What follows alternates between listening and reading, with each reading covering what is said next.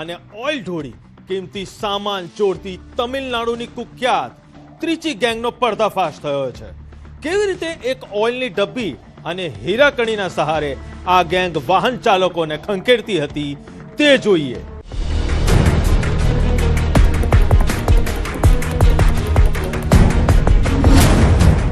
Oil ગેંગનો આતંક અને ખાખીનો શિકાર।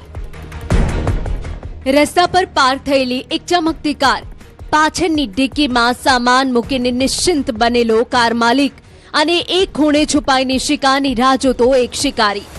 સુરતના રસ્તાઓ પર અત્યારે એક એવી ગેંગ સક્રિય થઈ હતી જેની નજર તમારી ગાડી પર નહીં પણ ગાડીની અંદર પડેલી તમારી મહેનતની કમાણી પર હતી। નજર હટી, ચીઝ ગાયબ। ધ્યાનથી જોજો આ સીસીટીવી ફૂટેજ। સફેદ ટોપી પહેરેલો આ શખ્સ કોઈ સામાન્ય વટે માર્ગુ નથી। આ છે એ ગેંગનો સાગરીત જેને સુરત પોલીસે ઊંઘ હરામ કરી દીધી હતી। સેકન્ડોના ભાગમાં કારનો કાચ તોડવો અને નજર ચૂકવીને છુમંતર થઈ જવો, આ તેની કરામત હતી। પણ આ વખતે આ પુષ્પા ખાખીના સકંજામાં ફસાયો છે।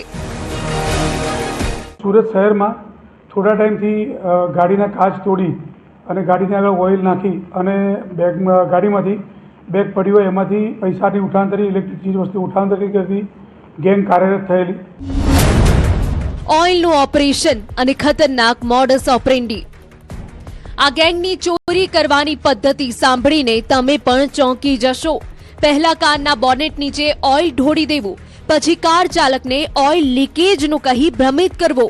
જેવો માલિક બોનેટ ખોલીને તપાસમાં વ્યસ્ત થાય કે તરત જ પાછળથી કાચ તોડીને કિંમતી સામાન સાફ। આ ખતરનાક ખેલનો માસ્ટરમાઇન્ડ છે શિવા ઉર્ફે પુષ્પા।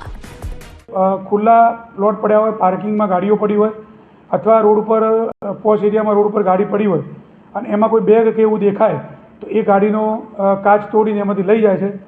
જો એ જગ્યાએ મેળ ના પડે તો ગાડી ચાલતી જતી હોય એમાં ઓઇલ ઢોળાયું છે આગળ એવું કહી અને જ્યારે માણસ ઓઇલ જોવા માટે નીચે ઉતરે તો બોનેટ ખોલે એટલે પાછળનો ભાગ દેખાય નહીં એટલે કાચ તોડી અંદરથી બેગ લઈ અને રવાના થઈ જાય। લોકઅપના સળિયા પાછળ પુષ્પા। ક્રાઇમ બ્રાન્ચની આર્મ સ્ક્વોડે બાતમીના આધારે પનાસ નહેર પાસે જાળ બિછાવી અને આંધ્રપ્રદેશના ગુંટુરના વતની શિવા ઉર્ફે પુષ્પાએ એક સગીર સાથે દબોચી લીધો। તેની પાસેથી 3 લાખથી વધુનો મુદ્દામાલ જપ્ત કરાયો છે। આ એ જ આરોપી છે જે અમદાવાદમાં પણ પોલીસને હાથતાળી આપી રહ્યો હતો। કે આ ગેંગ સક્રિય થઈ છે તો એ ગેંગને બાતમીના આધારે પનાસ નહેર રોડ ઉપરથી ઝડપી પાડવામાં આવેલ। ઝડપી પાડી એમની પાસેથી રોકડા રૂપિયા 2,90,000 તથા 14,000ના મોબાઈલ એમ કરી 2,90,000નો મુદ્દામાલ કબજે કરવામાં આવેલ છે।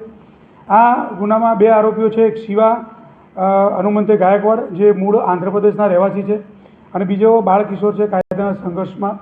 આ ગેંગના અગાઉ અત્યારે જે પકડાય છે એમાં ખટોદરા, અડાજણ અને કામરેજ પોલીસ સ્ટેશન તથા નવસારી રૂરલ પોલીસ સ્ટેશનના ગુનાઓ ડિટેક્ટ કરવામાં આવેલ છે અને જે શિવો આરોપી છે એ શિવાના વિરુદ્ધમાં અમદાવાદમાં ગુજરાત યુનિવર્સિટીમાં અગાઉ 3 ગુનાઓમાં એ વોન્ટેડ છે।